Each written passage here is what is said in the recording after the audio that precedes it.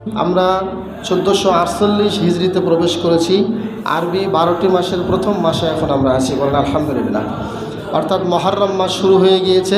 আজকে মহরম মাসের 3 তারিখ এবং এই মহরম মাসের যতগুলো আমল আছে তার মধ্যে সর্বোত্তম আমল হচ্ছে নফল সিয়াম রাখা।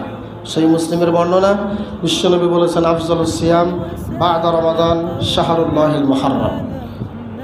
রমাদান মাসের সিয়ামের পরে সর্বোত্তম সিয়াম হচ্ছে মহরম মাসের সিয়াম পালন করা।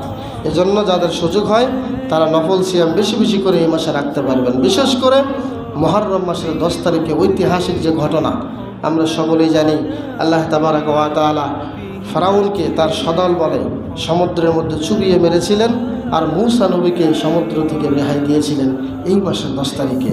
এই মাসের 10 তারিখ হবে আগামী জুমাবার এবং তার সাথে হয় শনিবার, না হলে বৃহস্পতিবার। 2টি সিয়াম সবাই রাখবেন। এই 2টি সিয়াম রাখার বাদৌলাতে আল্লাহ তাবারাক ওয়া তাআলা পূর্বের 1 বছরের গুনাহ আল্লাহ ক্ষমা করে দিবেন। সুইলান সওমি ইয়াউমি আশুরা, আল্লাহ তাআলা আশুরার সিয়াম সম্পর্কে জিজ্ঞেস করা হলে বিশ্বনবী বলেছেন ইউকাফিরুস সানাতাল মাদিয়া, এই সিয়ামটি পূর্বের 1 বছরের গুনাহ আল্লাহ ক্ষমা করে দেন। এই সিয়ামের বাদৌলাতে